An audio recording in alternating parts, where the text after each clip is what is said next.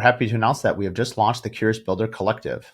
It is a community of builders looking to enhance their brands and businesses by tapping into the collective expertise of the talented builders in the Minneapolis area. It's a forum for asking questions, exploring ideas, and testing theories, all to help refine and apply these insights to your own business. Our group is a supportive community that rallies behind each other. If you're interested, please head to the CuriousBuilderPodcast.com. Under events, you'll find the Curious Builder Collective. We hope to see you there. This episode is brought to you by Pella Northland. For 19.5 years, I've been building homes, and 95% of all of my homes have used Pella windows. I couldn't be happier to call them a partner in our builds and our remodels. Whether you're an architect, a designer, or a remodeler, I'd highly recommend Pella windows. They can fit old homes, new homes, reclaimed, commercial, and really everything in between. Pella is a company that we trust and that we recommend to our clients. Additionally, in management, Peter and Ed have just been absolute fantastic people to work with, as well as mentors to me personally. So when it comes time to look for a window, I'd highly recommend Pella Windows. Find more at pellanorthland.com. Also, if you're interested, you can hear episode 1 where I interview Peter and Ed together for a great listen on business and Pella Windows. Today on the podcast, we had Tom and Alana, and it was really amazing. We kind of went deep on construction law in particular, mainly because I was really interested in that, but just the depth of the knowledge that they shared and the things that we went into, I hope it's really beneficial to each one of you. We talk a lot about the relationship between the builder and the subcontractor, and just having really clear information and clear contracts, both between the builder and the trade partners, as well as the client and the builder as well. So what we really want to do in this episode is just take down the walls of making lawyers be a scary entity, but really they're part of your team, regardless of what business you're in. They should be thought of as no different than your financier or your CPA or your internal team. I mean, they're that crucial to a successful business. You'll save a lot of money, and you're really investing in yourself and in your future. So I hope you enjoy the episode, and thanks again for joining the Curious Builder Podcast.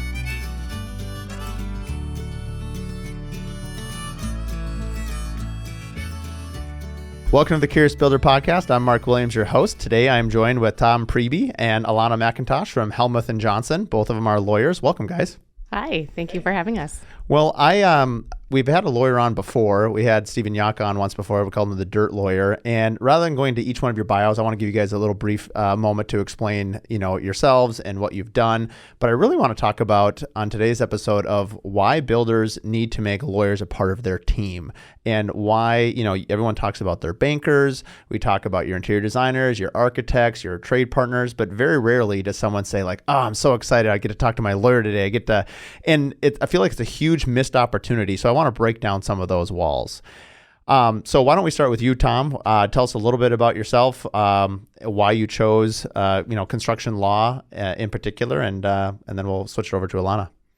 Yeah, so I've been litigating for over 10 years now, and I started with a smaller firm, litigating primarily employment law cases, and I was in court all the time. And then when I went to my new firm, they had a need for a construction litigator. It was something that I was really interested in, and over the past 7 or 8 years, I've gotten to understand the law really well, and I've gotten to see a bunch of mistakes that people make in the construction industry and how to avoid them, and potentially how to make arguments to win, even when you don't do the right things up front. But it's always best to talk to a lawyer beforehand and just try to mitigate any risks, deal with the problems before they happen.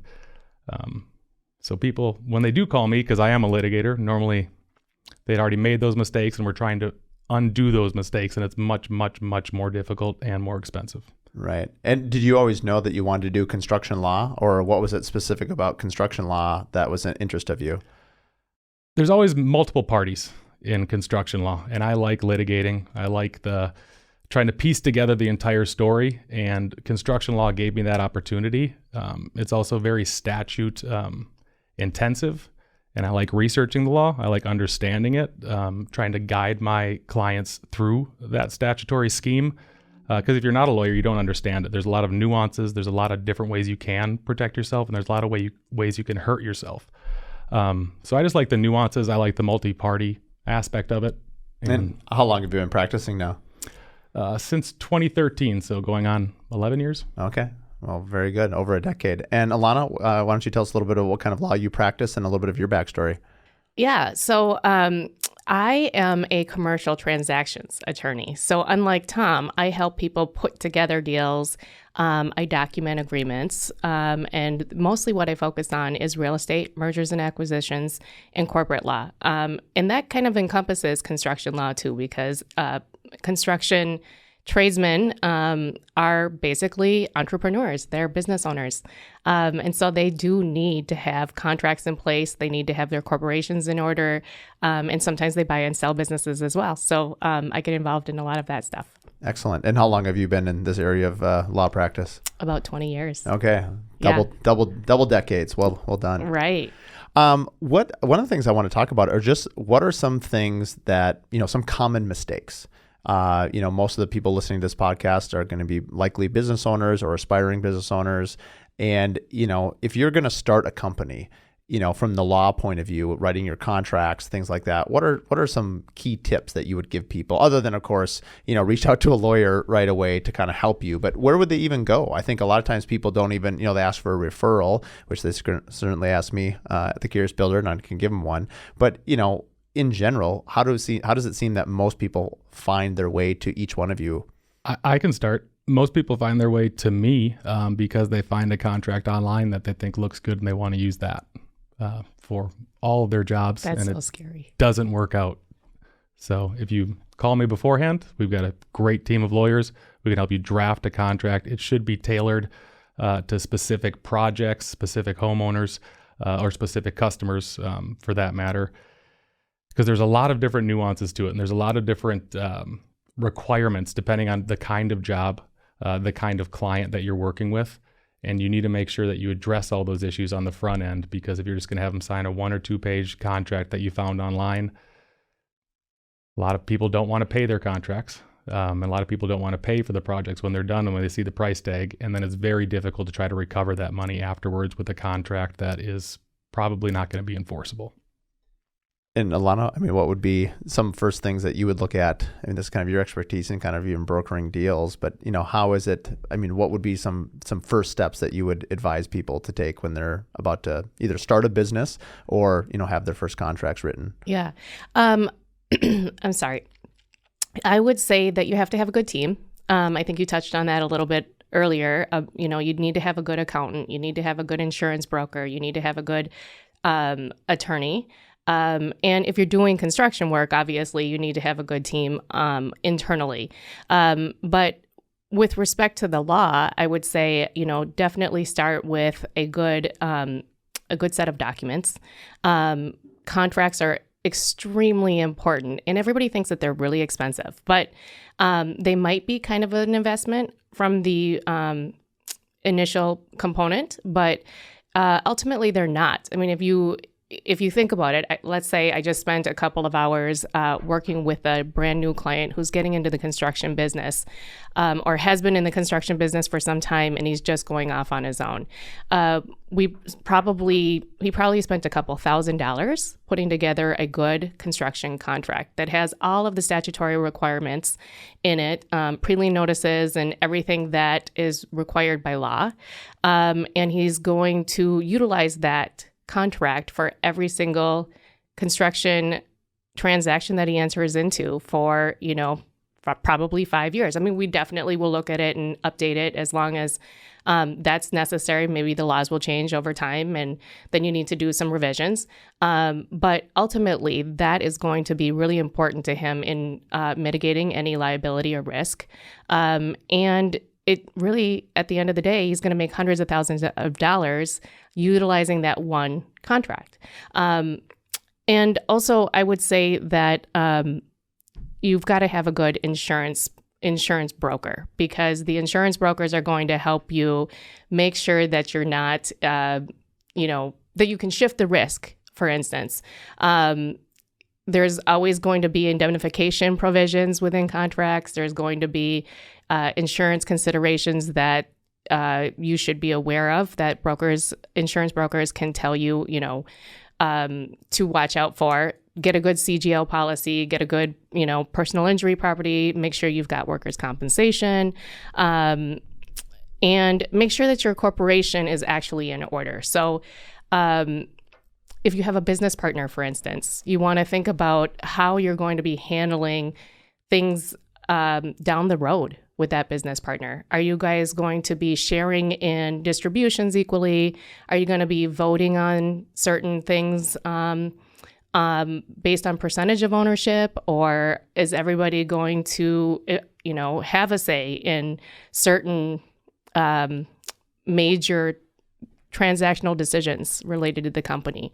And I would say that ultimately the contract and the corporation aspect are really important things to have, because it makes you look more polished as a business owner.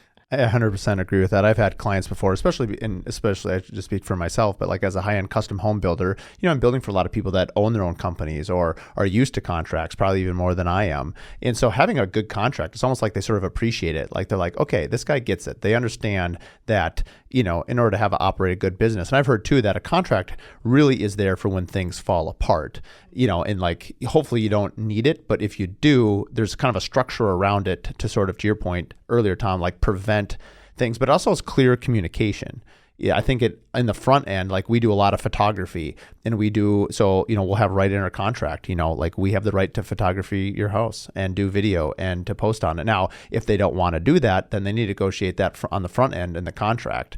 And nobody's trying to say, oh, I got you. I mean, that's not the point. You're really just trying to list out the things that you both can be on a common plane for. Because I've built lots of homes, but likely my clients have not built a lot of homes. Right. I think that's a great point. You want to invest on the front end so everyone wins. When you're in litigation, there is a guarantee that there's only going to be, the only winners are going to be lawyers. We're the only ones that are for sure going to get paid. If you have a good contract and you invest on one upfront, the purpose is to make sure that everyone wins in whatever project you're doing. Everyone's on the same page. Everyone understands. So to the point that you just made, Mark, too, I make it a point that when I draft a contract for a client, I'll go through it with you one time in detail to make sure that when your customers or your clients come to you and ask you about those same provisions or those same terms, you're able to answer them. So everybody's on the same page. There are no surprises. And when surprises do come up, your contract's going to address how you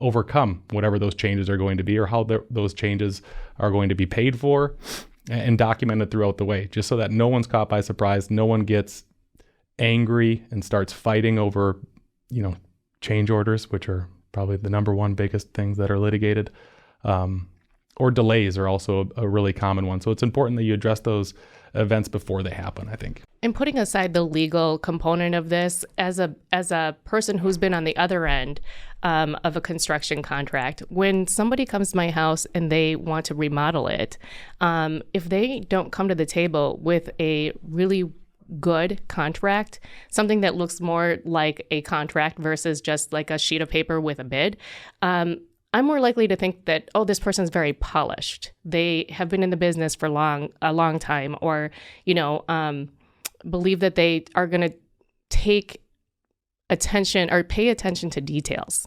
And also, as a savvy person, I go on the Minnesota Secretary of State website and I check to see that entity that has that is involved in the construction of my home or remodeling, whatever it is I'm doing, actually exists.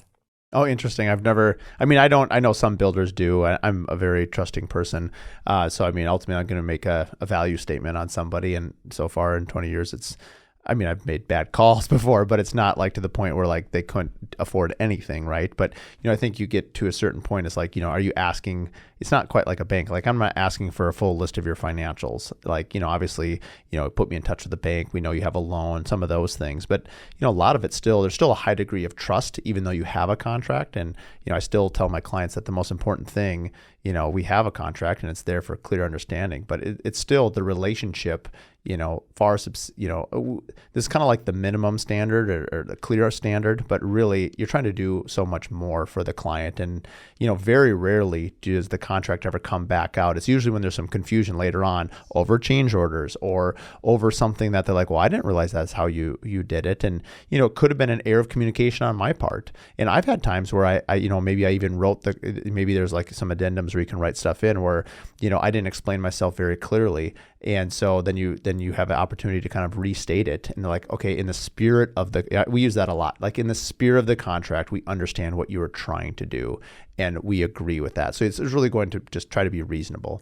100%. And I think, like lawyers in the construction industry, there are people out there that give others in our profession a bad name. So, to have a good contract, to make sure that you're open with your customers or your clients, they're going to appreciate that and see that. And then I ran into it too. But when you get someone who's after a hailstorm, whatever it might be, coming to your house, asking you to sign a 2-page document to basically sign over everything, and they'll just start working with insurance and take all the money.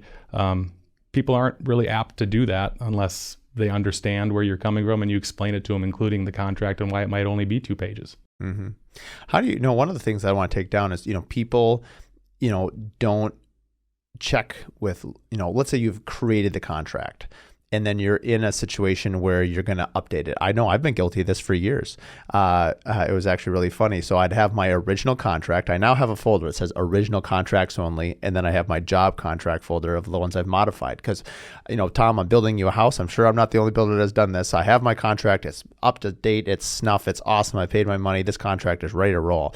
I build you a house, Tom. Then I build a house for Alana a year later. And I build a house for, Tom's buddy. And but rather than going back to my original contract, I keep just basically changing the name on the latest contract. And maybe you and I had a provision, like maybe your house was in the Priebe homes, and maybe Alana's house was in the remodeler showcase. That's a provision in my contracts. And maybe another, and then before I know it, it's a little bit like a bad telephone game. By the time I get to my 10th contract, it no longer resembles the original contract that was supposed to keep me clear and safe. I have modified it. Also because I did not send it back to my lawyer for like a proof review, right? Mm-hmm. Because they would have flagged it out immediately. And so that was a simple thing that I've done recently where I have my 5 contracts, a new home, a fixed bid, cost plus. I have a captive and an independent design contract, a remodel contract of all these different variations. Those are all my originals. And then depending on what people want, I can kind of go from there. And as long as I'm not changing anything, I'm pretty good at keeping it that way. That's a smart practice. You must have spoken to a lawyer. I also did not speak to a lawyer to learn some of these lessons, and now I speak to a lawyer all the time. There's some good stories behind that. There are, yeah. Yeah, I just had a trial actually where we blew up a contract against someone and it was a different customer's name on it. So they just hammered on that for about an hour in front of the jury and it never looks good. No. I mean, that's happened to me all the time. It's a minor error, right? It wasn't substantive by any stretch of the imagination, but what they're doing is they're showing that this contractor's sloppy, just like the work they did. They don't even look at their contracts and make sure it's airtight. So again, it's a marketing tool. Well, and I've learned this recently. So defining your burden rate for your employees, or defining. So I do a lot of cost plus stuff. So I won't get into all the percentages, but let's just say you have a percent. I do a lot of work where it's based on a cost, and then you obviously add a percent. Nothing fancy about that. But I'll also have it for like maybe the PM or the site supervisor or insurance or any different category. But that's a variable rate. It can change as the contract goes up or down. The number changes. That's not okay unless I've defined it in my contract where it says under operations, insurance, 1%, 2%, whatever you want to put in there. Project management, whatever you put in there. Your GC fee, all of those things are outlined very clearly because those are, sometimes you're not going to be able to produce an invoice for some of that stuff. I mean, you can obviously on the backside, but because it's all coming from the same company, especially if you're self-performing work, you've got to be really clearly identifying that. I've only learned that in the last couple of years. It's never been an issue. I've never had an issue, but I had another builder, actually it was at the Contractor Coalition, and they had mentioned how they had a client out in Boston where the owner said, I'm not paying it. It was like $50,000. And he's like, you did not define it in your contract. And he's like, fair enough. And so he obviously made that change, and it's never been an issue since. That's a tough lesson. You went over the estimate by $50,000? No, because he was self-performing the work. Oh. And so the homeowner must have been a savvy business owner. Sounds like also like a jerk, but he basically said, because it wasn't the right thing to do. It was not in the spirit of the contract. It was a technicality. It was a technicality, and he roasted him on it. He said, you did not define that the trim carpenter was also your employee, and it should be up in, let's say, the trim line item of a sworn construction statement. Yep. And it fell down to operations, and they're like, no, we agreed to pay you whatever the percent was for operations. You can't include that guy. And the argument is really clear and easy. Okay, fine. If I don't, have Bob do your trimming, I'm gonna have to go hire another company. But again, it legally didn't hold water, and the guy said, fine. I mean, fine. All right, we're done. I mean, again, the guy must have been a complete jerk, because and this guy was saving the client money by having his employee do the work. Yes. Oh, that's. And he roasted him on it. That's my point. We can learn from each other. Oh, yeah. So I have not personally experienced that kind of harm on it, but anyway, it's important to define your contracts, especially for the builders out there that are self-performing your work.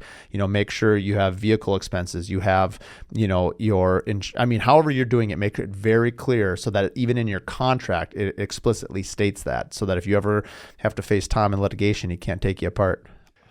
Yeah. Or pay me to or defend pay you. him to defend him. Yeah.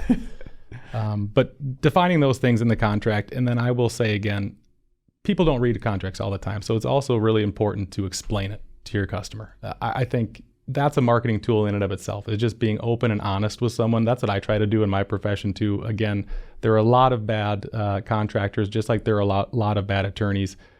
In my experience, you get to know a client and whether or not you even want to take on this client by talking to them and being open and discussing it. If they're going to fight you on these things and not be reasonable with you, then maybe you want to make a decision and not take the job.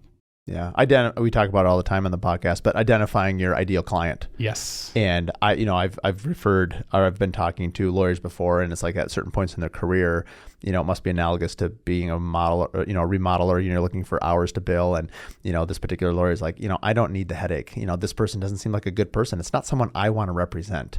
Absolutely. And it's refreshing to hear that, right? And so, but that also happens in building. I mean, we take on clients all the time, especially early in your careers, before you have the understanding that, this is actually going to have a negative impact on me long term. Even if there's money to be made here in the long term, it doesn't either fit my brand, or it doesn't, or the toxicity of it is going to weigh on me in a way that the money is not worth it. But I feel like somehow that has to come with age or time. Like, I didn't think like that 10, 15 years ago. Yeah, I didn't think about it when I first started practicing law either, but then you get jaded after you experience a few of them, and then you really start trying to make sure you protect yourself on the front end too. I think it's important for anyone in most businesses to do that before you take on clients and you have that choice. Mm-hmm. Well, you had mentioned that change orders are the number one litigated thing. Is that because builders showing up at the end of a job and they're saying, hey, I have 100 change orders and here they all are? Because I'm thinking about like how we do change orders. We use a system called Builder Trend. And so, Tom or Alana, you say, hey, I want, $10,000, walnut cabinets. Great. I'll write a change order. It's $10,000. You click accept. I will never sign a change order. So digitally, you've always signed it. It's date stamped. The bid and approval is all in that document. I assume that's the right way to do it. I mean, is there still ways you can get in trouble even doing that way? No, I think that's the right way to do it again. So typically the people that are calling me aren't like you and they don't get those change orders signed beforehand. So when I talked about originally, like, you want to build a relationship with the client, it's also important to still follow the contract, right? Not just trust your client after you take on a job. So what I see, and it's just me personally, what I've seen in the last couple of years is when my clients, the contractors, get into a relationship with these customers, they trust them. The customer says, oh, I don't want walnut. I actually want not just walnut veneer. I want solid walnut cabinets. Okay, that's going to be 3 times the price. We can certainly do that. I need it now. Okay, but this is a change order. Absolutely, I'll pay you for whatever the cost is. And then after the job is done, they said, nope, I only agreed to pay you $10,000 for cabinets, and we never signed a change order. Because they didn't sign it off. And then you have to litigate that even though you didn't have a change order, you knowingly accepted this work, you asked for it, now you have to pay us. So there are ways around, even when you don't have signed change orders, to litigate it. But again, you're going to probably spend $30,000 to try to collect $30,000. Right. You had mentioned, Alana, earlier about, insurance, and it reminded me, actually, this is something that I did have an issue with. So we have obviously our normal general policy. I have an umbrella policy, all these different policies, but I learned the hard way of why I needed an heirs and omission policy, commonly known as an E&O policy. Mm-hmm. And correct me if I'm wrong, but essentially the errors and omission policy is kind of covering, it's like it's insurance on insurance. It's essentially like a stopgap. If you can't figure out whose fault it is, then it's my fault as the general contractor. I'm going to have to pay for it unless my E&O policy, it's an error or an omission, hence the name of the policy. And I'll frame this with, well, I'll let you answer the question first. Like how many builders or how many practices and business owners end up having an E&O policy, and how have you seen it help them over their careers? I don't know if I know the percentage of business owners that have E&O policies. Tom, do you know that answer? I do not. Yeah. It can't be very many, actually. No, because I don't think it only is. got it about 3-4 years ago. And at the time, someone said, oh, it's going to be really expensive. And then we got a price on it, and it wasn't terrible. And I will tell you right now, it saved me about $150,000 this last year. And how much do you think the premiums cost It's you? 20. Well, it went up. So it was 10,000, but it saved me 150. And this year, it's now 20,000.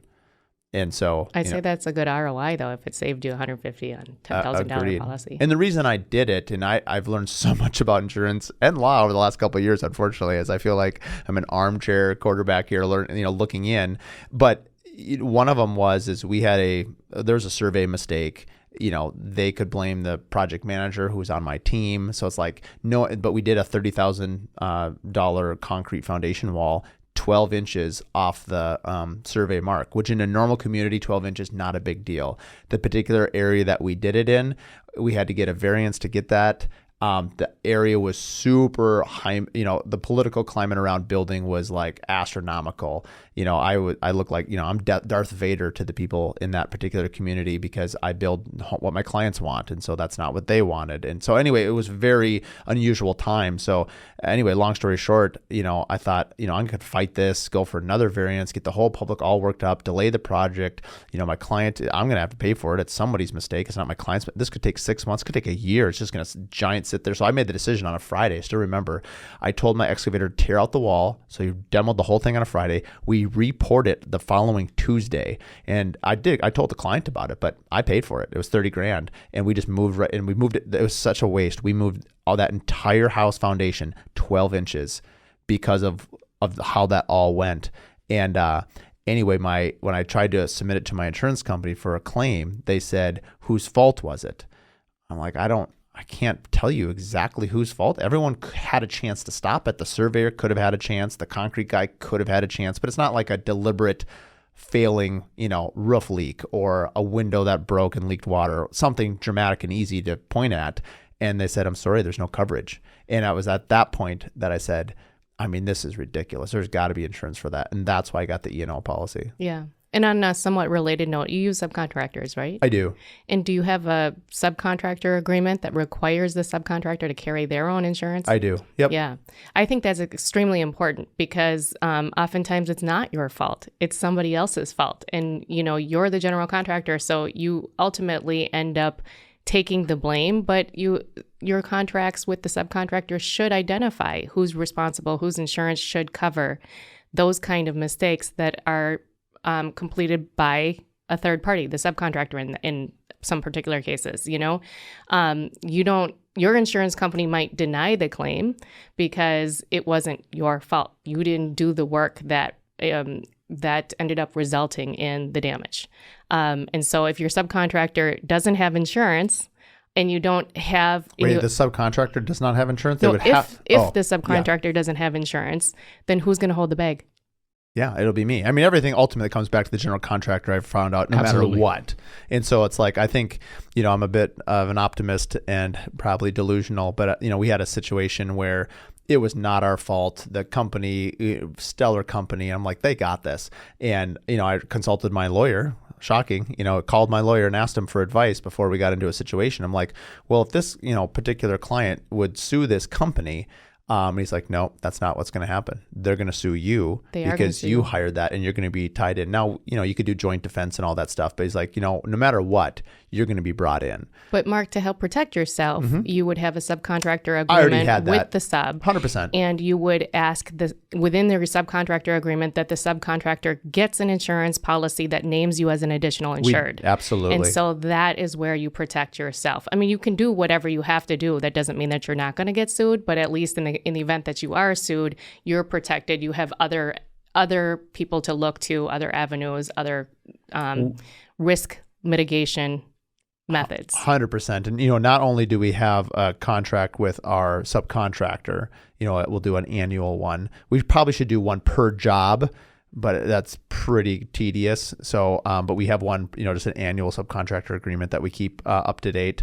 And then obviously the COIs, the certificates of insurance, each one lists us as additional insured. In fact, I've told my office managers over the years, if, we pay, Tom Drywall, he does not get his next payment unless his insurance is, because they're usually not malicious. They're usually not doing it on purpose. It lapses, they forget, whatever. And so the problem is just one more thing that we have to track for other people. It's just a lot of information, but we absolutely, and there are softwares that keep it, that make it really easy. Like Buildertrend actually will have right in there. They can upload their COIs right into the software, and it really keeps it simple. And I understand it's a pain, but nowadays the programs do make it pretty easy, and it's all kind of done automatically.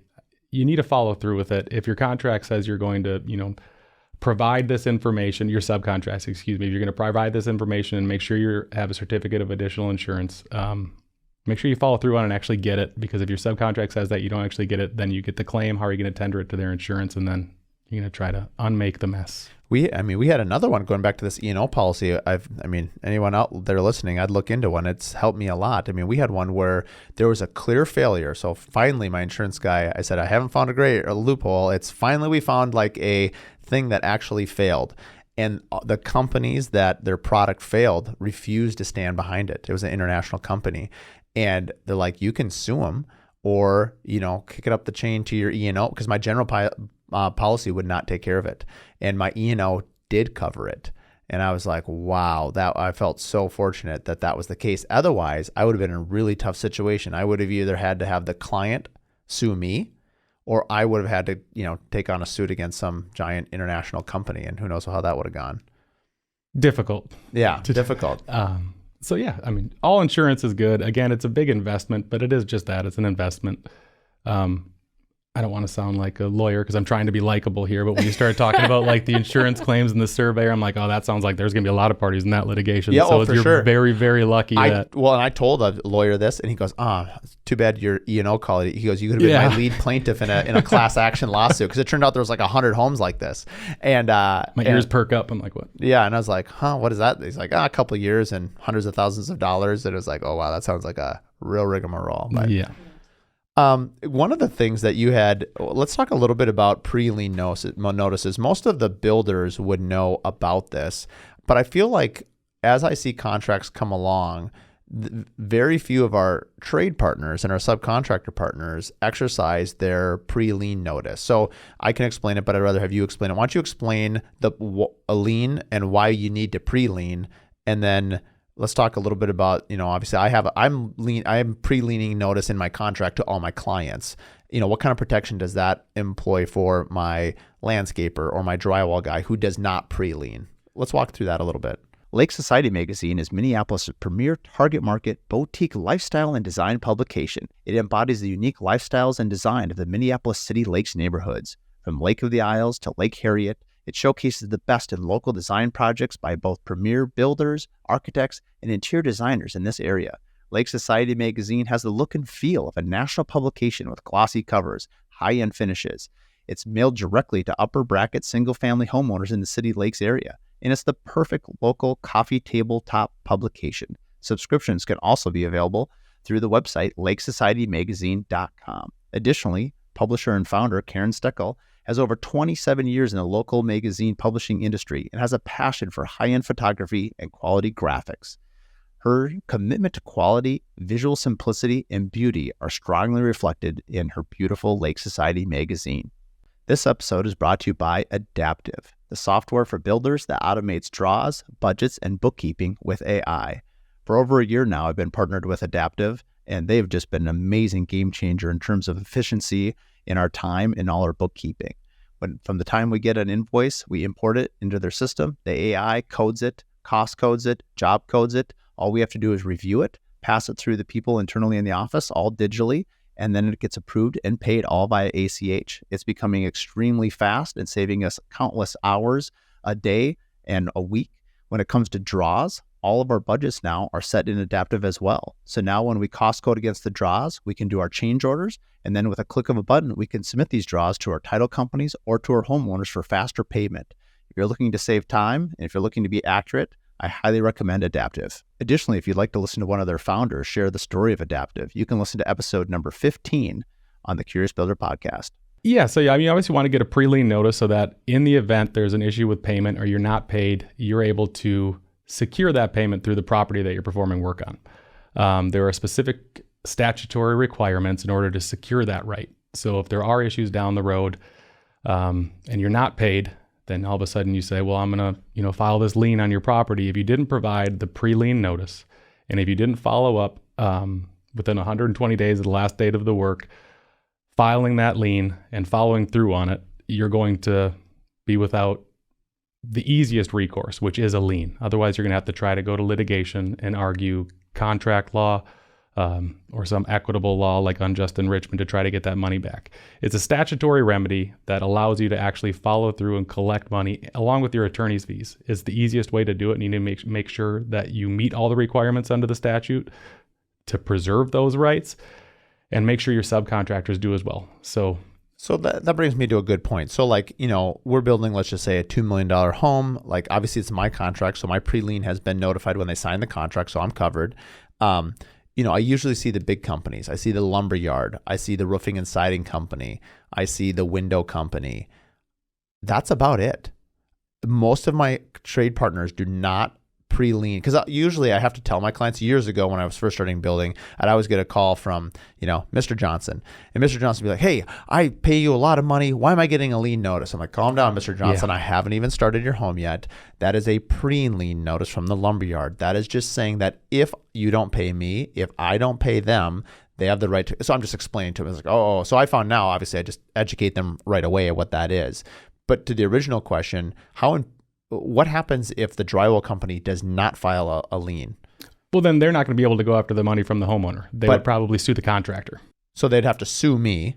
But that's my whole point. So let's say, and I believe, I don't know if this is a Minnesota or state by state thing. There are certain states that, correct me how the verbiage on this is, but pay when paid. I don't think Minnesota is like that, right? By the state of Minnesota, if you do or is that per subcontractor contract? Let's say again, pay when paid is still a very real thing. It happens all the time. No, I understand that, but is it law? Yeah, I mean it's if it's in the contract, it's law. So, okay. Yeah, it's enforceable. Pay when paid provisions, absolutely with the subcontractor. If you don't have that kind of language, and that has to be in your subcontract, right? That's where you run into big issues. I'm a litigator, so I see these things. I'm not saying they're common, but what I see in common in my practice is like the smaller subcontractors.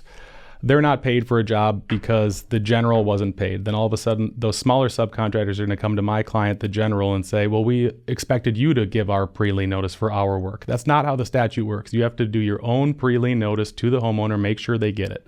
Now, I mean, in rare occasions, maybe the general contractor could be the owner's agent or principal, but it's very rarely the case.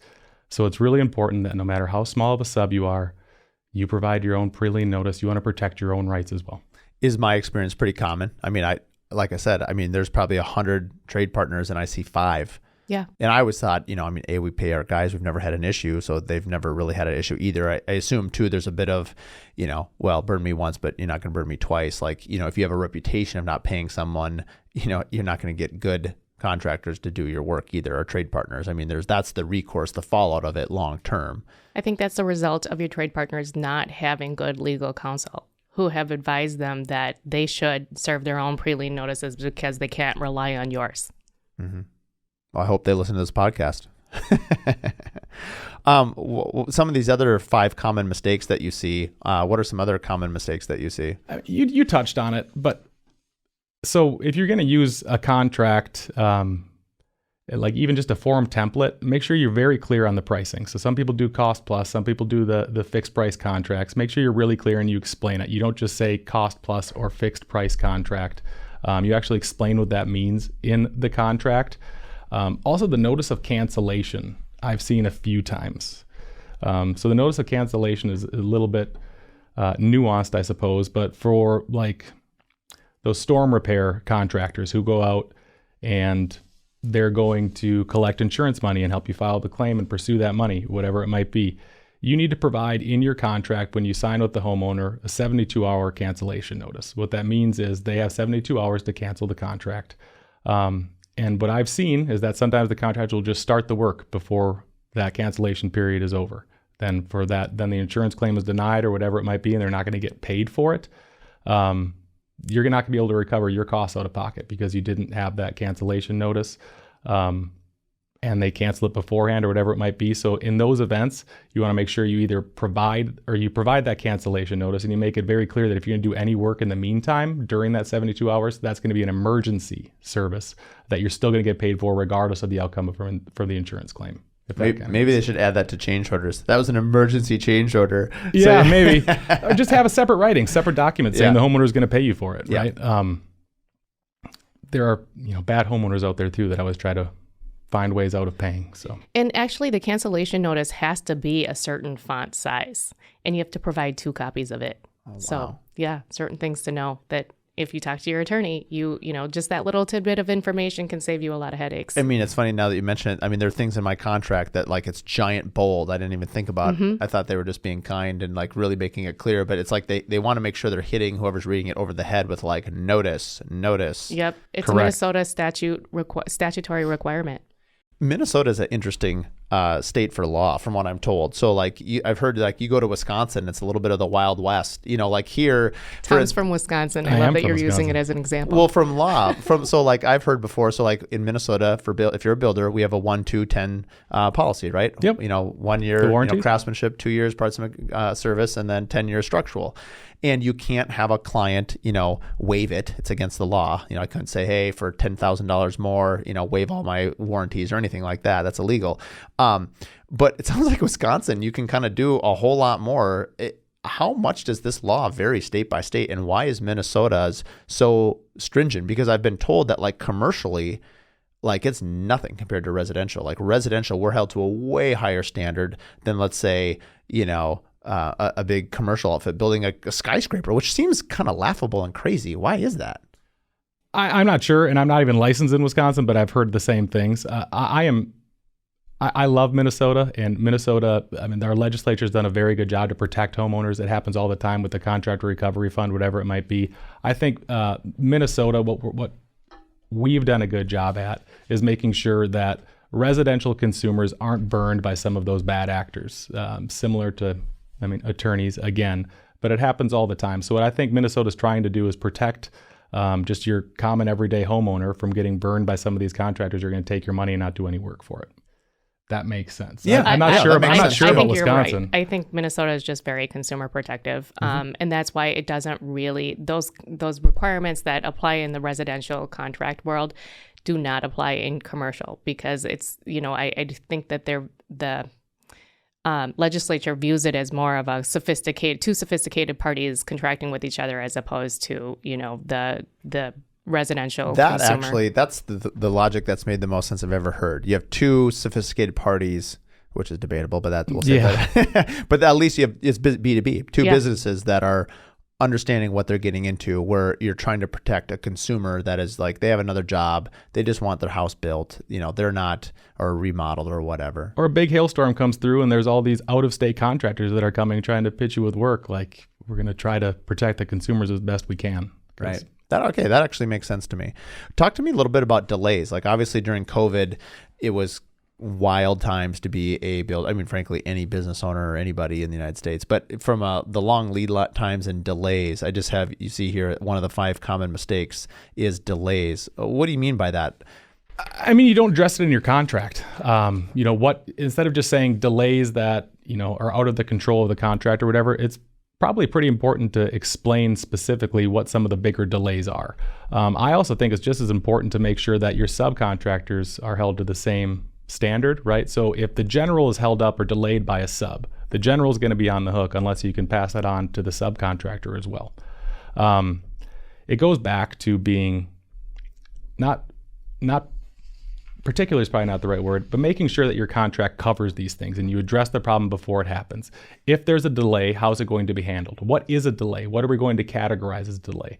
Sometimes you might want a change order for whatever delays might be. You want to get something in writing. If you want the homeowner to, if the homeowner orders a different product and it's going to take 2 more weeks for the product to get there and it's going to extend the completion date, you want to make sure the contractor addresses that, or if you need a change order to address that delay, you should do it. Let's talk about that practically, because I agree with you. So let's say let's do, I guess I have 3 examples I'm thinking of. One is weather. So, January this year was really mild, but let's just say a normal January, you've got anywhere from 14 to 21 days below zero, roughly, let's say. And, if let's say you're at framing phase, the guys are not working outside when it's -10. They're not.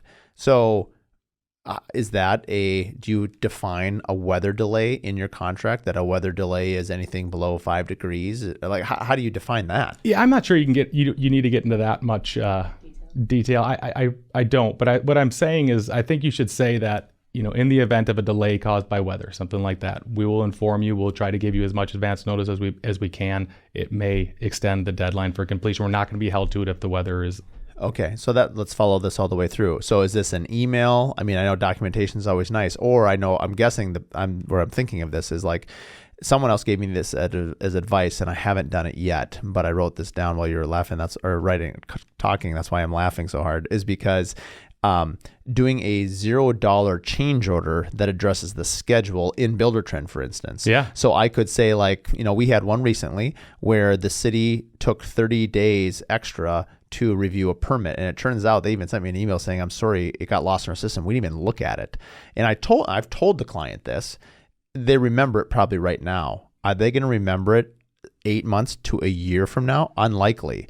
So my question is what is the right way for me to document that and change the schedule so that the client can't come back to me? And also, I might not remember all these little things. And that's a dramatic one. That's easy to remember. What if it's like a 2-day, a 3-day? Like, what is the proper way to document these changes in schedules so that at the end you can tell the homeowner, hey, here's a list of all the things that delayed your project. That's why you're moving into your home 3 months later than we hoped. Well, implementing that tip that you just mentioned isn't a bad idea. It's, anything in writing is always going to be better than just, verbally communicating that to your client. I'd love to even have emails some of my cases. Like, emails work fine.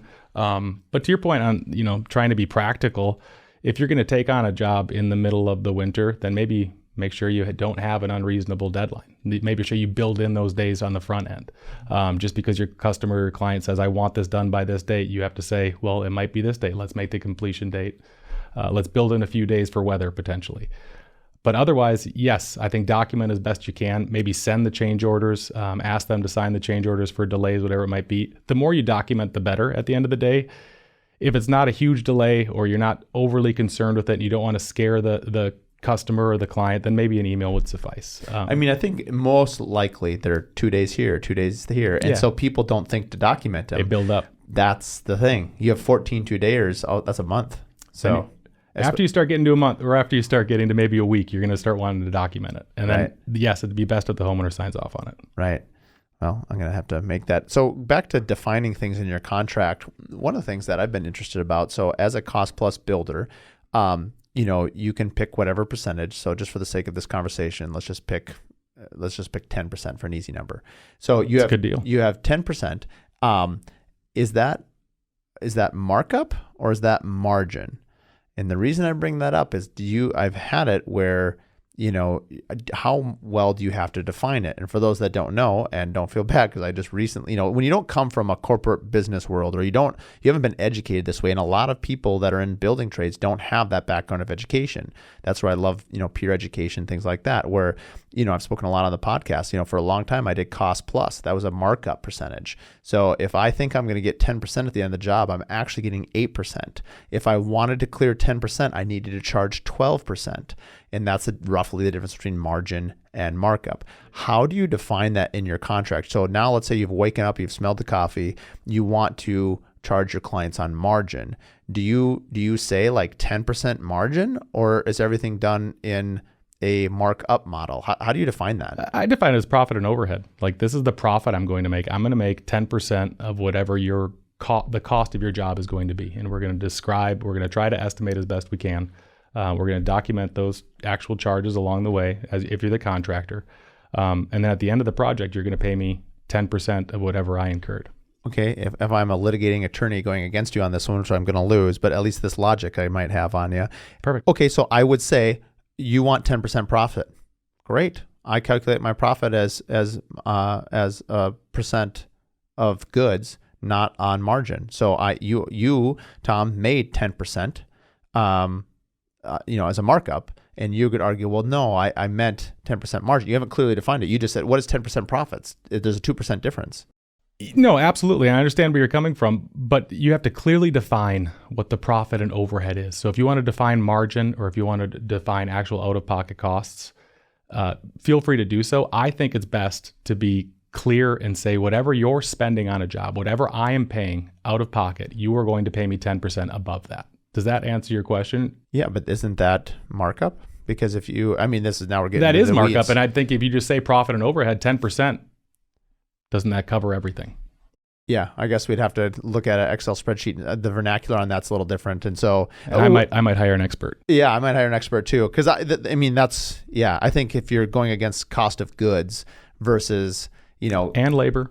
No, for sure, all of those things. So I'll have to think about that. To me, it's almost like an example, like we make them sign a sworn construction statement that shows all the numbers. Now that's how I'm getting around it, because defining it is sort of difficult, because it's hard for me to even kind of explain it.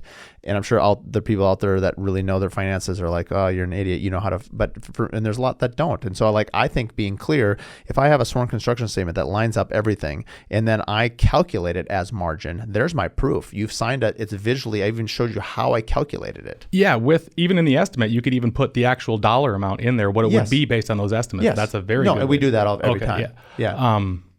But that also brings up a good point. Like when you're doing but your estimates, your sworn construction statements are based on estimates that your subs gave to you. Correct. Right? That is correct. So that brings up another very good point, is to make sure that your subs are documenting those costs and whatever their actual out-of-pocket costs are along the way as well. Theirs is usually a bid though, right? So they'll say usually a bid, because they'll say, hey, I'm going to do this house for $20,000. I want 50% down and 50% at completion. And then you get two invoices, one for 10 grand and one for 10 grand at the end. So how would they document it differently than that? In an absolute perfect world, yes, that's always how it works.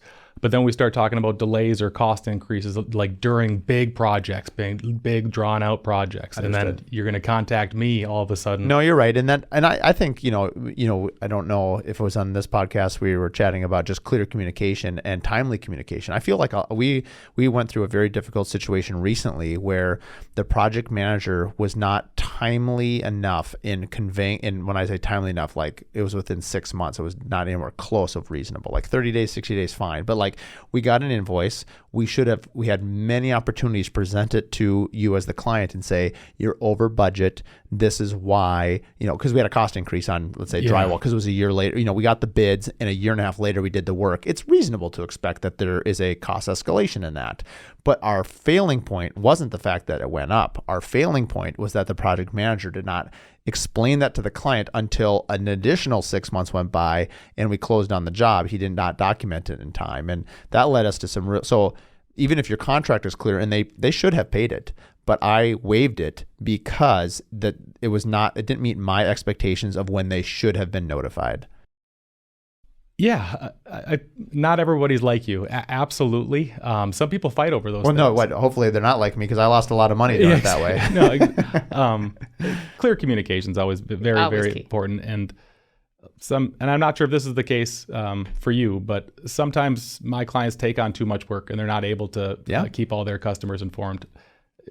Aside from how that makes your business look, that's probably not the best for making sure you get paid when there are these issues too, if you're failing to provide the proper notices along the way and document things. So make sure you don't take on more than you can handle. You had mentioned something, Alana, about, business partners, and, I've never had one. And at one point I had even considered one, and my lawyer had actually said, don't do it. I forget what he called them. I should remember. It was like the 5 Ds. I forget what it was, but one of them was just, anyway, dissoluting a company is like no small thing. Like it's it gets really complicated and things are really good and you think but just having a clear, I don't even know what they're called, buy-sell agreement. Buy-sell agreement. Yeah, can you speak a little bit to what you've seen over the years and what you've helped create people? Because a lot of people do have partners, and I assume in a husband and wife, that's a whole nother category, but let's just say your business partners. Walk us through some of the do's and don'ts for those that are either going to start a business or maybe they want to sell their business and they don't have one. How would they create one? Because a lot of people are in business, they don't even have one. Yep. And then they're like, well, now we have to create one. I assume you want to create it while things are amicable and things are good versus doing it when someone wants to walk out. Maybe share some insights on that. Yeah, I always tell clients to consider buy-sell agreements, operating agreements, bylaws. It depends on, what document you use is dependent on what type of entity you have. So let's talk about LLCs, because that seems to be like the most common entity type these days. When you have an LLC, you have an operating agreement, and that is kind of the governance guidelines between the business partners. It dictates how things are going to be handled, how votes are taken, and so whether everybody has an equal vote, or if a majority whether a majority member gets a greater vote than a minority member. It also addresses things like, what if you and I were in business together, you're married and I'm married, and you pass away?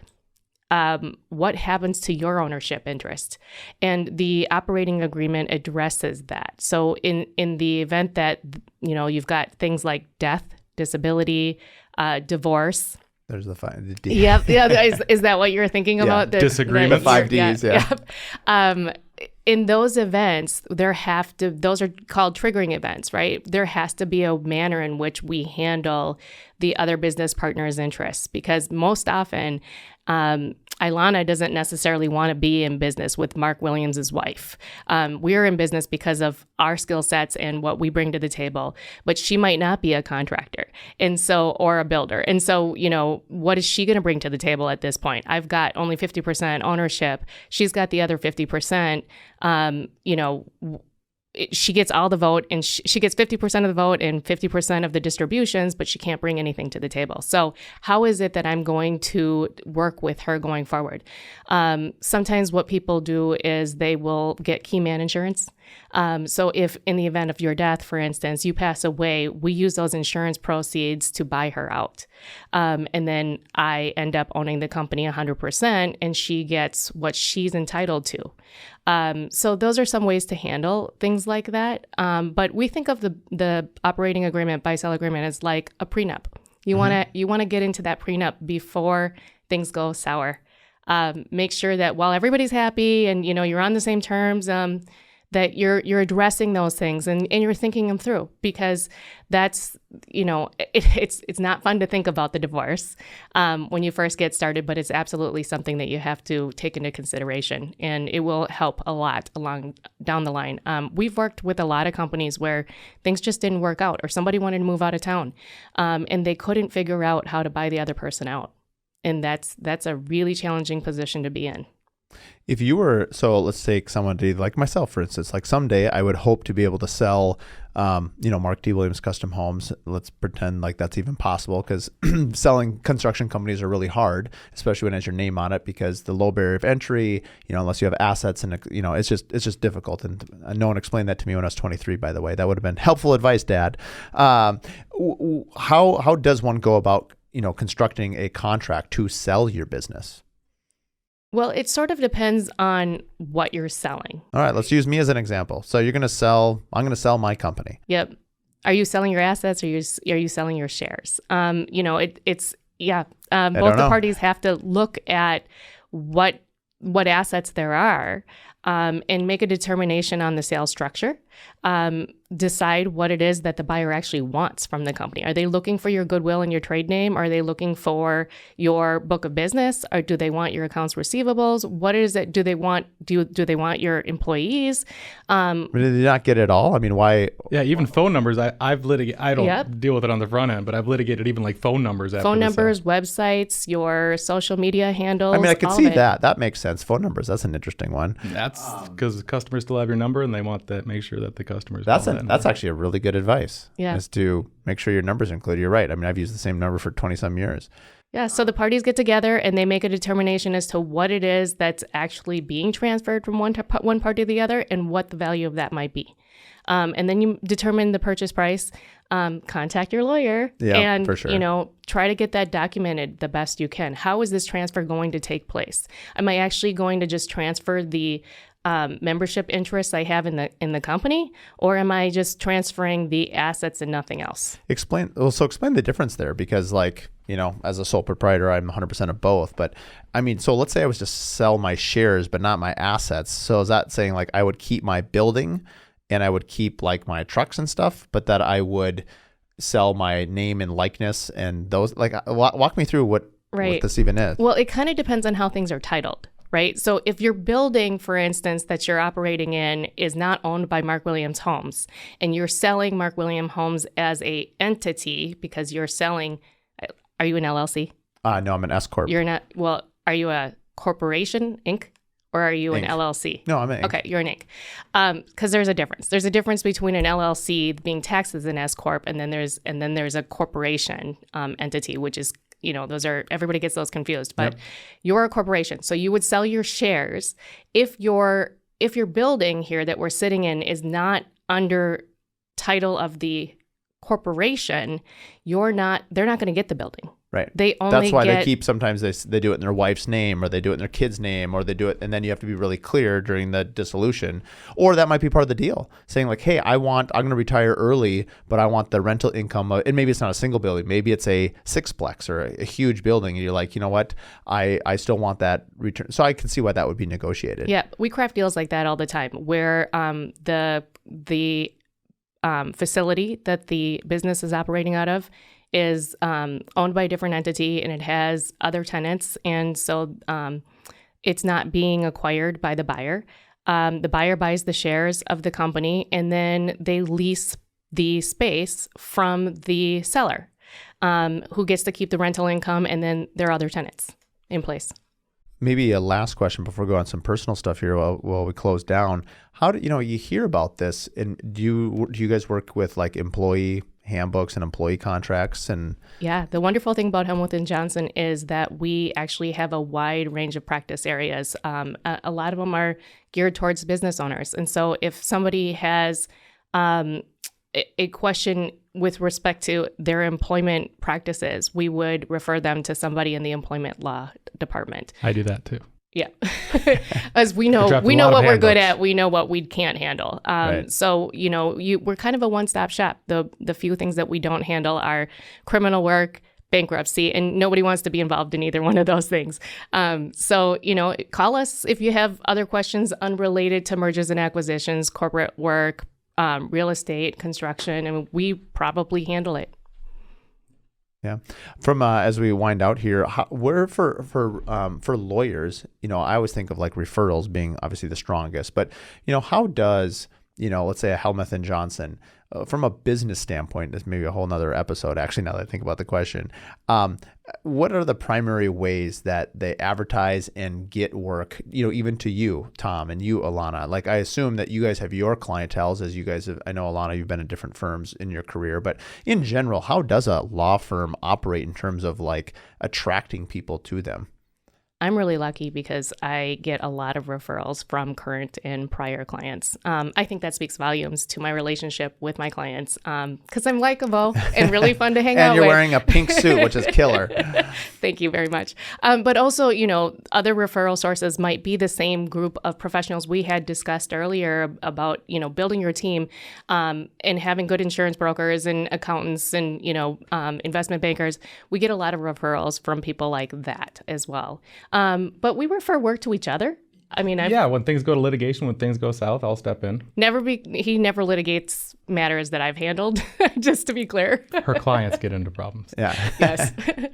My clients try to stay out of trouble as much as possible. But in the case that we actually have litigation or something that's, kind of a dispute, then I will send it down to the litigation department, and Tom will be lucky enough to handle it. Yeah, we have a great team. Sometimes we'll start, some of my clients might start fighting about trademark law or something like that, and we've got trademark attorneys because I don't really know that area of law. So it's just nice to be able to just walk down the hall and talk with other attorneys.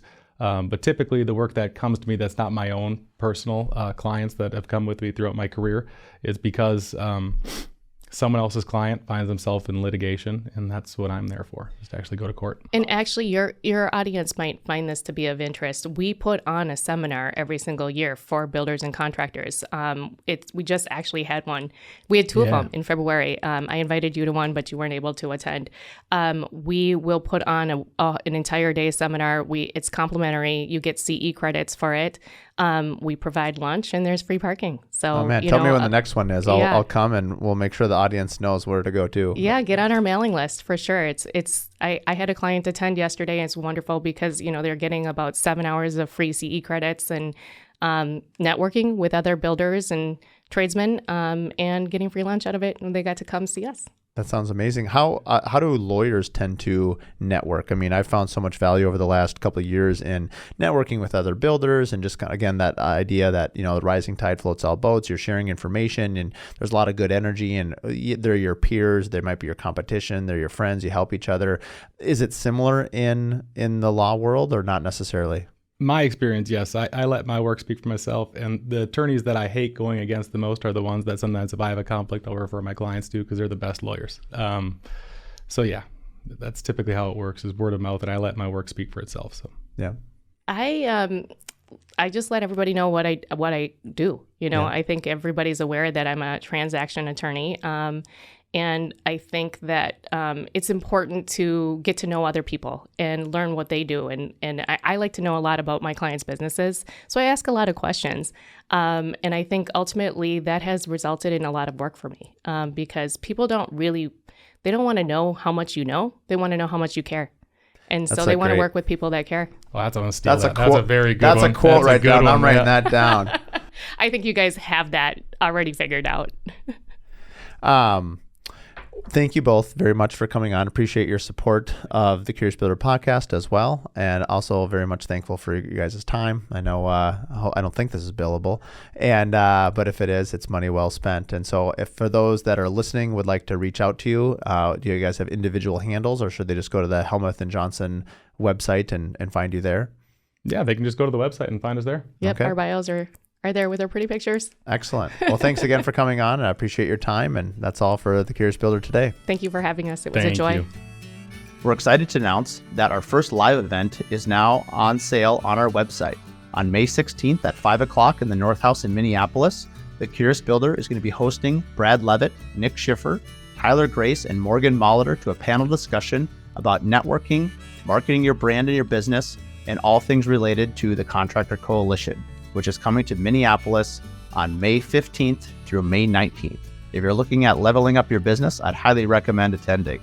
For those local here in Minnesota, it's right in your backyard. This would be an amazing time to network with some of the nation's best builders with the best building practices around. Join us for the Contractor Coalition, or if you just want to be there for one night and enjoy the networking and meet these superstars from around the country, again, that is going to be May 16th at 5 o'clock at the North House. Tickets can be bought at the contractorcoalitionsummit.com, as well as the curiousbuilderpodcast.com. Thanks for listening to the Curious Builder podcast. If you like what you listen to, please give us a 5-star rating and write us a review. It really means a lot. It's a great way for us to just understand what you like about the podcast and what we can keep doing. So like and review, and please share with your friends and family. Find out more at curiousbuilderpodcast.com.